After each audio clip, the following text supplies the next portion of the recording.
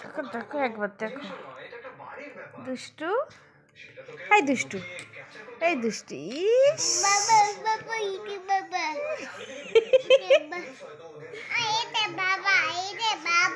কই বাবা? ওটা তো মাথা। মাথা শোনা বলো। এ হ্যাঁ কান। আচ্ছা কান। এটা কান। গলা। আর নাক। নাক নাক নাক নাক কোনটা? চোখ চোখ চোখ চোখ কোথায়? সোনার চোখ কোনটা? হ্যাঁ দাঁত দাঁত দেখি। জিভ জিভ জিভ। এইয়া।